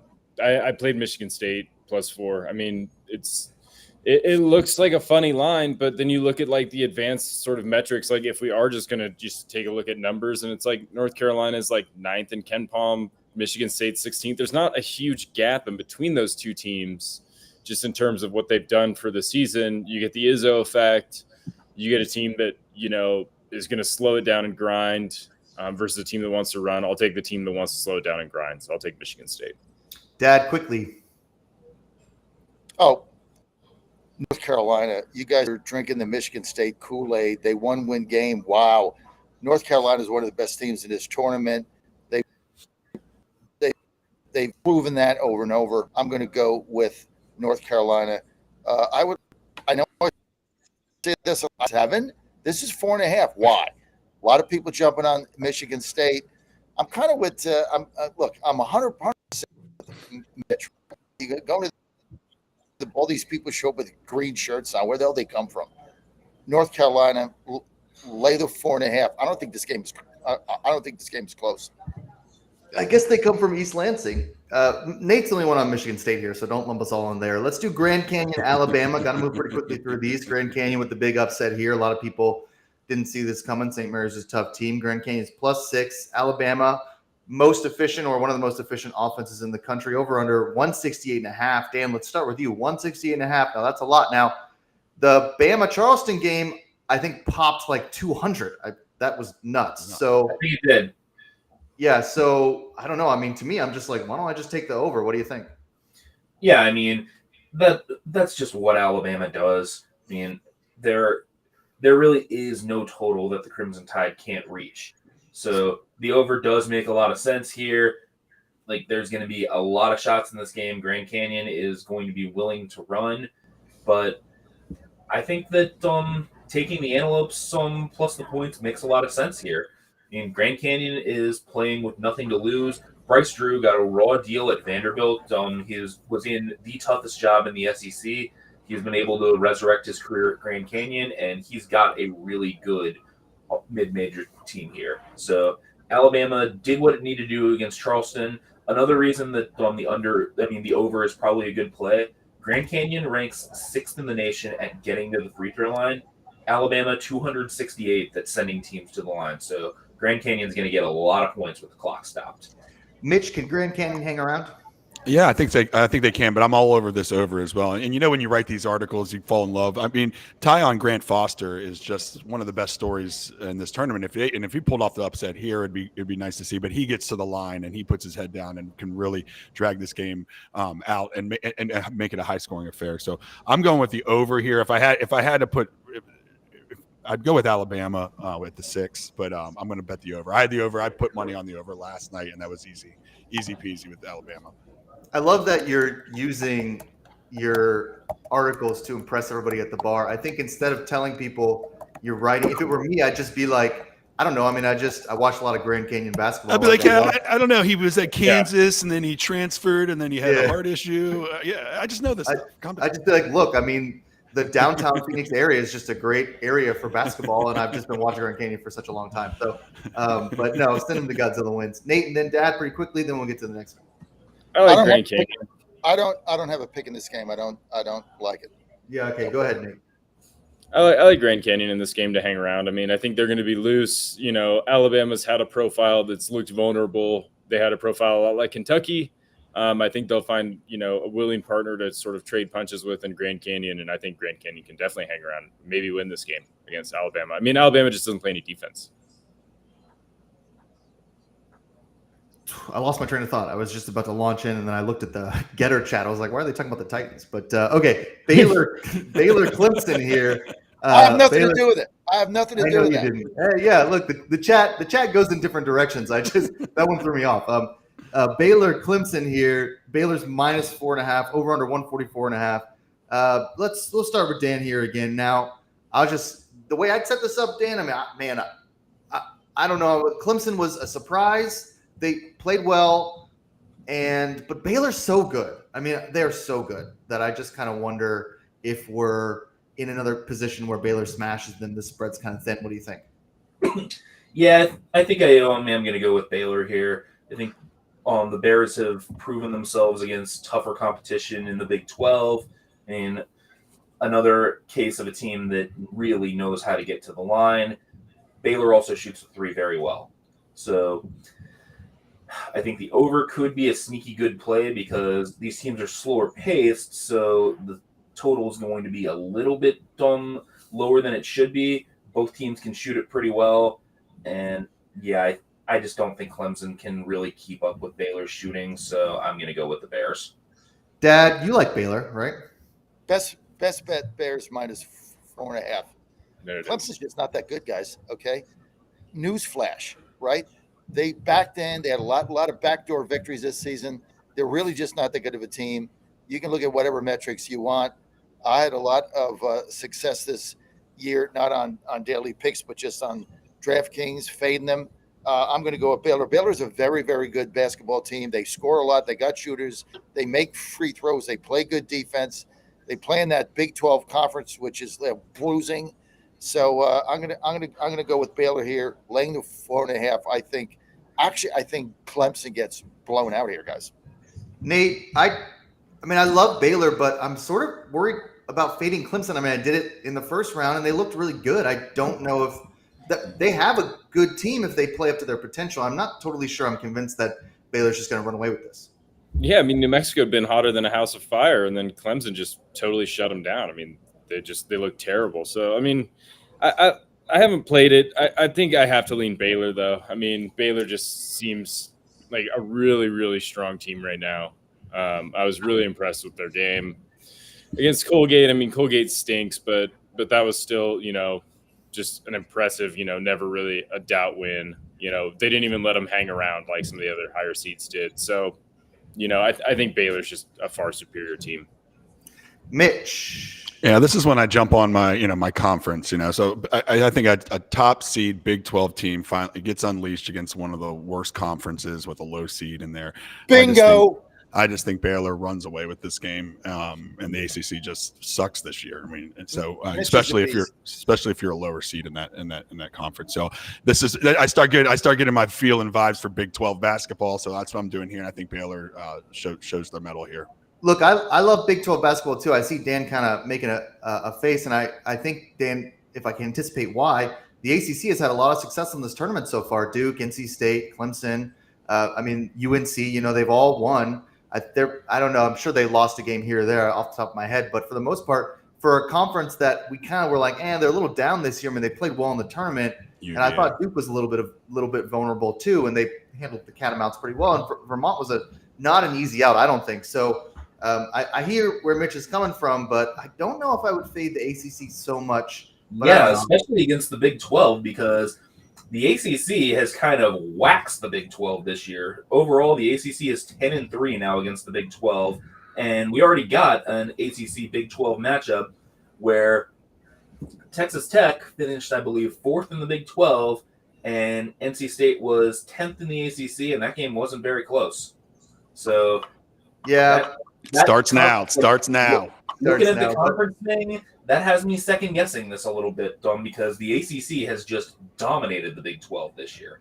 Yeah, I guess I get that. I don't know though. NC State's such a special case. Like, what is this team? I do still believe Baylor wins, but I'm actually far less confident now after bringing up the conference affiliations. Yeah, well, we'll see. Let's do Arizona Dayton very quickly. We're not that far behind, but I just don't really care about this game. I guess I don't think Arizona is gonna make that big deeper run, but maybe I'm wrong. Let's just start with Mitch. We'll go backwards this time. Arizona Dayton. Arizona's -9, over under 150. You like the Wildcats here? You already like Grand Canyon, so you gonna go with all the Arizona teams? Yeah, I do like Arizona. I like the way they adjusted in their first game and really dominated. So I'm gonna go with Arizona here. Nate. I mean, if there's a team that can beat Arizona, Dayton looks like that kind of team. Dayton wants to play pretty slow. Whenever Arizona's played a good team that really can effectively slow the pace down, they've lost. Washington State twice.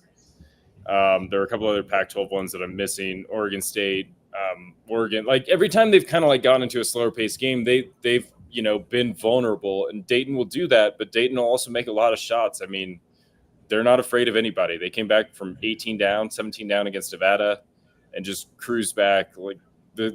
I think Dayton feels like they're playing with house money, and I think Arizona should feel a little bit nervous about this. Dad and then Dan. It's the second game. I have no feel for this game. I don't like the 9.5. I'm not really on the Arizona bandwagon. I'm not a Dayton guy. 9.5 is too many. I don't see it. I'm going to just stay away. No pick. Dan, I know you can give us a pick. Yeah, I got to ride with Arizona here. I think that Nate is correct that slowing the Wildcats down is the way to beat them, but I don't think Dayton can do it, Dom, because Dayton used up a lot of energy in that comeback against Nevada, and this is going to be a very quick turnaround for the Flyers because somehow in the NCAA's infinite wisdom, they've scheduled this game for 10:45 a.m. local time in Salt Lake City, forgetting that they had 2 Eastern sites. Like, I don't know why North Carolina, Michigan State in Charlotte isn't the first game, but Dayton's got to play this game early in the morning, and they've got to play this game at altitude. Salt Lake City is like 4,000 feet above sea level. So this is going to be very difficult for the Flyers to get their legs back under them after having to overcome that deficit against Nevada. Arizona loves to run. I think Arizona is going to run them out of the building early, and this game is going to end up a blowout that it shouldn't have been if Dayton had some time to recover. But I don't think they've got the time to recover. Yeah. So here's the thing too that's important is did they change the nets? Because nobody could get in transition in Salt Lake City because the nets were so tight. The ball took so long to get out. Yeah, that's true. And so that transition was difficult. It slowed the pace down a little bit. That's crazy. Yeah. I used to have all these hard rim theories, all this stuff. No, I mean they've been complaining about it. Tommy Lloyd complained about it after Tommy the Lloyd games. did It was bring that up. crazy. No, it was rude, and I'm sure they'll change it, but you never know. Sometimes they don't. I mean, like They were trying to stretch him. He was like, "Can't we just get him from like somewhere else?" Yeah, I've played in tournaments where we complain about stuff like that, or coach in tournaments we complain about stuff like that, and the refs are like, or the tournament host is like, sucks, and they just move on. So, Yeah. But I expect the nets to be a little bit. Does the women's game have smaller nets because of the ball? Maybe they rigged it up to give it. But that wouldn't make any sense here. This is an NBA arena. Yeah, it doesn't make a lot of sense. As far as the altitude goes, though, I mean, Arizona plays in Tucson. They're probably a little bit more used to playing at altitude, but I mean, Tucson's like an hour from Mexico, if that. It's like right on the border. So I would imagine they've got some altitude issues as well. They might not run as well as they do. Salt Lake is way up there. It's not exactly. But I mean, Arizona plays Utah and Colorado every year. They're used to altitude. Yeah, so they're a little bit more used to it than Dayton for sure. But so we'll see. Listen, there's a lot of ways you can guess when it comes to these picks. One thing I wouldn't guess about is how to burn your fat with your workouts.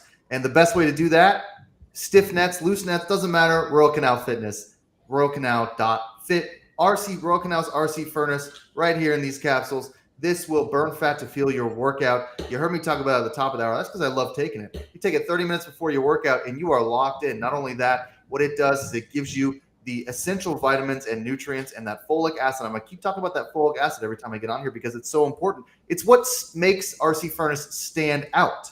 It's not just the vitamins. It's not just the B12. If you go into a vitamin shop and you look at all these different types of supplements or all these different types of pre-workouts, you're going to see vitamin B. You're going to see vitamin D. You're going to see some of this other stuff in there. Of course, that's what is in everything. But here, it's the folic acid. And what that does is it gets the blood pumping and it replaces or it puts more blood and more oxygen into the muscles. Well, what that does is it helps then burn the fat. We all have a little bit of fat that we want to get rid of, all that little jiggle. A lot of us, work out and still have a little bit of fat. That could be diet related, could be anything, could be genetics. And one thing that RC Furnace does is it neutralizes that, the most equitable supplement on the market, baby. So what I need you to do is go to royalcanal.fit, royalcanal.fit, promo code Godzilla Wins, just like the website, Godzilla Wins. Subscribe and get 50% off your first bottle or 2 for the price of 3. Royal Canal Fit. Love this product, and we want you to love it too. So royalcanal.fit, Godzilla Wins promo code, 50% off,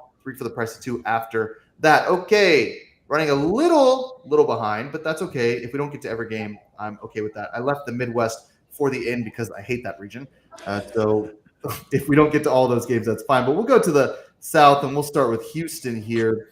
I'm just getting up the spread because I was talking so passionately about Royal Canal. I didn't have it up, but I got it up now, or I should after the Rockets. Okay, now I can't find it. So someone set me up. I think it's 9.5. 9.5. The dreaded 9 and a hook. Oh, let's start with Mitch then, because that's his principle, right? Hold on. So I sat with my betting mentor and told him how I lost, but then Duquesne was the 9.5, and it validated all of us on Thursday while we were at Buffalo Wild Wings having fun. Yeah, I just took a 9.5. I took a 9.5 and I rolled with it. So I went against my system. So I'm going to stay with just the vibes and the feel of going against my system. I think Houston blows the doors off of Texas A&M. I'm going with my Big 12. Now I've got this Big 12 thing with Dan. I'm just going to go all Big 12, all in, and they're going to cover by 15. Dan, Texas A&M, Houston, what do you got? Well, A&M's not in the ACC. I know, but I'm They're going in Big the 12 all soft the way. everywhere conference. So, no. See every time. See, Dan is the senior editor here, so like he's got he knows what's going on. So it's like when we talk, he's like, okay, I'm like editing this narrative. That's wrong. That's wrong. That's wrong. And that's wrong. And that's why. I go back and listen to Dan before I actually go put my bets in. I swear, Look, and Nate, I really do. I swear to God. Dan has encyclopedic knowledge of the stuff. It's really fun. It's incredible, and he knows like he knows like all the names of teams, all the baseball names. Like I couldn't think of the Cincinnati Park. It rolls off his tongue. I think it was called nice Riverfront Stadium or something. It just faces the wrong way. Like how Pittsburgh PNC faces the city. Cincinnati faces Kentucky nothingness. I think Dan, you asked me about the sports editor for the Fauquier Times. I think in Warrenton, Virginia. Was that you? I worked there. That's awesome. Yeah. That was my first internship out of college. Was with Peter. That's awesome. I think that Dan. The best way I could characterize Dan is I think he's like a character out of a John Steinbeck novel. Just the working class, like just traveling around doing everything with this encyclopedic knowledge that nobody else has. So that's how I'd characterize Dan. And shout out to Dan because when we were doing the podcast, I kept talking about Oakland. I was like, oh yeah, Bay Area basketball, really incredible. And then he corrected me and said, Oakland plays in Michigan, bud. So again, it's nice to have him because you learn so much and then you don't sound like such an idiot constantly. So now I keep telling everybody the pride of Detroit metropolitan area. Oakland County there. So, Dan, give us your pick for A&M. Yeah, let's get back to that, Dom. So, anyway, Houston, I think, absolutely locks down A&M. I mean, the Aggies shot the three like nobody's business against Nebraska. They usually don't do that, and Houston is going to take away the offensive rebounding in a way that most teams can't. So, I think Houston just crushes them. Nate? Looks like the line's still moving. It looks like it's A&M 10 a lot of places now. It just sort of started moving while we were talking about it. I think like I'd take A&M if I was betting it, but I'm too big of a Houston homer right now. I'm just gonna be rooting for Houston. Dad, you got to root for Houston, right? Cougars, because look, what did they win the game last night? I bet them -24. They won by 50 or something. Game was over 10 minutes in, even -24. Look, the best thing that happened to this Cougar team is they got dismantled by Iowa State in the Big 12 championship and embarrassed on national TV. I think they took that to heart. I think it humbled them a little bit, and now I think they're very focused. A&M cannot play with this team. You saw that during the regular season. I like the Cougs minus the 9 hook. So let's go to James Madison Duke. We'll run through we'll run through the I love James Madison in this game. I just got to start because I'm so excited. I love James Madison. I love JMU in this game. The team was like 32-3. I don't care who they played. They play chaotic basketball. They are fun to watch. They're like everybody's underdog now in this game. Duke is soft. They're a bunch of pansies. I mean, I don't like the Duke team. I think the coach is horrible. This is, to me, of all the teams that Duke could have played in the second round, I think James Madison is a catastrophe for them. And it's 7.5. It keeps going up every time I check DraftKings. People keep betting Duke, right? All the Duke money's out there. James Madison going this whole game. Goodbye, Duke. I love JMU plus, and I'm getting 7.5. What a bonus! Yeah, pandering to your Central Virginia base there a little bit, I think. Hell yeah. Dan, I mean, I like James Madison, but I thought Duke looked really good. I think they probably punched their ticket to the Sweet 16. I mean, Duke did look good, but I think Vermont was a really good matchup for Duke because I mean, Duke was used to playing a team that plays Vermont style. I don't think they're really used to playing the way JMU can. And the Dukes actually do have the ability to shove Duke around a little bit inside. They rebound the ball well. And the thing that Duke does best is hitting those 3-pointers. JMU really excels at forcing teams off the arc. So I'm not going to use quite as colorful language as John did, but I do think Duke is a little soft, and I do think James Madison covers. Nate? Yeah, I like James Madison too. I mean, the defensive style was just such a nightmare for Wisconsin to try and navigate. I think it's going to be a nightmare for Duke too, especially with no prep time. JMU just looks like that type of giant killing team. I mean, they throw so many guys. It's like they go 9 deep, they push hard, and they're all incredible passers. Can we talk about how good at passing they were against Wisconsin? Like that makes it hard to defend it, like for anyone. So I like JMU plus points too. Mitch, you're all in on both Duquesne and JMU, right? Yeah. I mean, and after JMU's victory, Terrence Edwards Jr., the junior guard, you can tell he's just bought into Byington's system, and it has that feel of that kind of like that George Mason team from the mid 2000s, where it's just for whatever reason, like you said, they're just so deep. They've got the guard play, and he's your best player on the court, and he is basically emulating what the coach is putting out there. So I'm all over JMU. Give me some points here too, and I just hate Duke with a passion. So I'm all feel when it comes to Duke in the tournament. I will never put money on Duke. So let's go. Probably the most fun game on the card here, Oakland, North Carolina State. I mean, NC State's been playing like incredible basketball, and then of course Oakland slays Kentucky, gets to the round of 32. Oakland +6 over under 146.5. Nate, we'll start with you, then we'll go to Dan. I mean, I don't know what to think about this game. I don't really know either. This is one of the only games today that I don't have money on in some form or fashion. I mean, I think it's NC State again. I mean, this is like the voodoo magic of these teams, right? It's like kind of the reason that I'm afraid to take Houston against A&M, just because they're doing weird stuff that we don't expect. And NC State's doing weird stuff, I mean, and they're playing Oakland. Like probably NC State wins another game. Who the hell knows with this team anymore?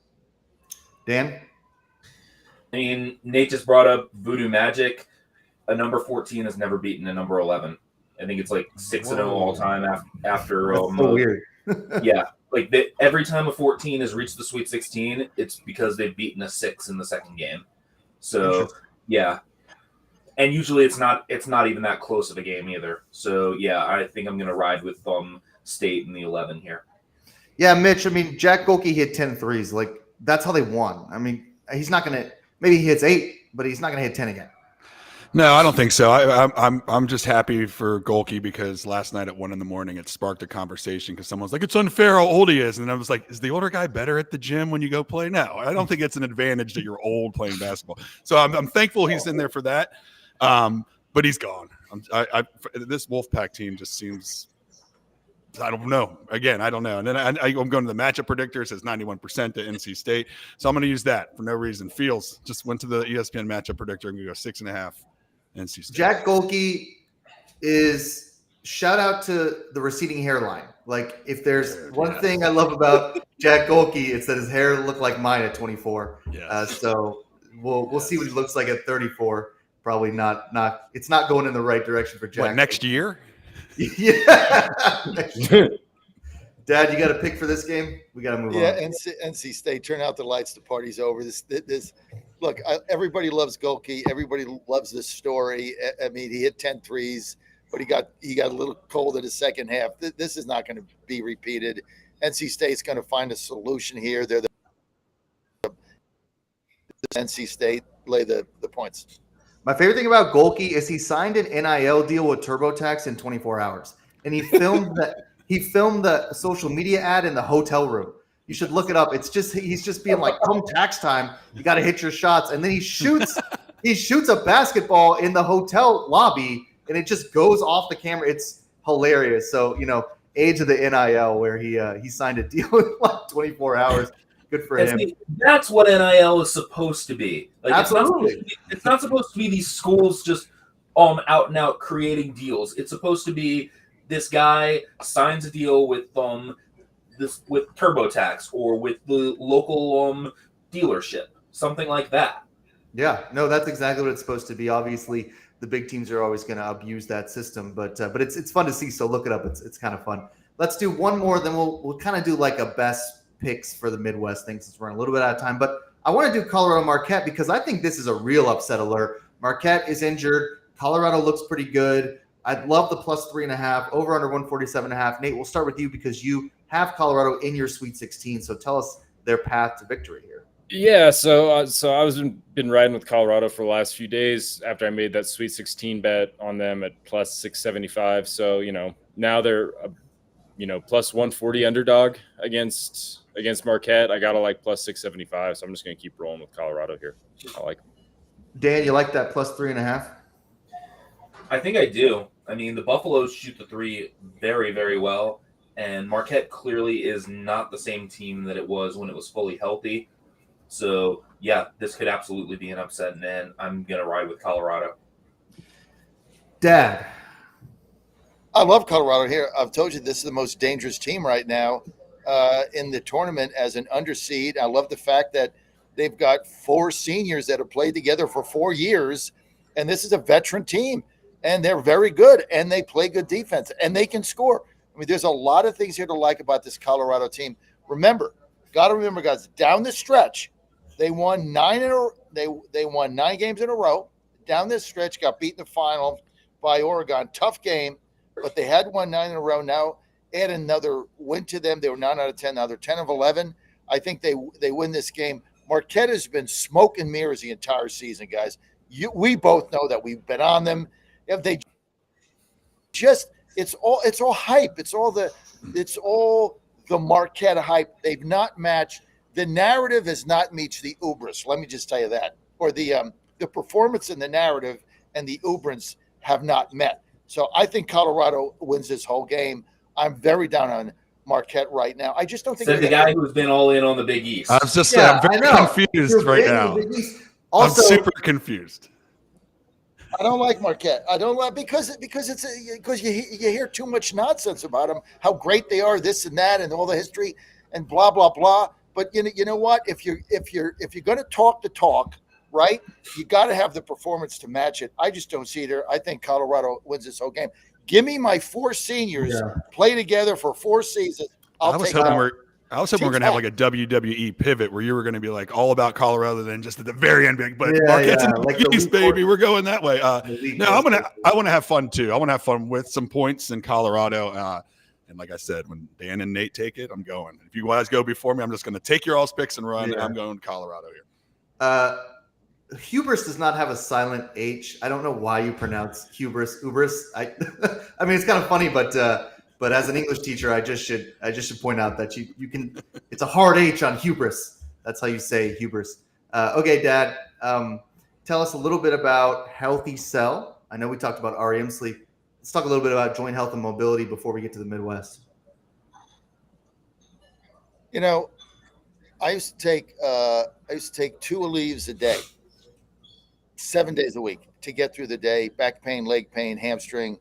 I pulled whatever. Then Dr. Giampapa got on my show, and before he was on, this is a true story.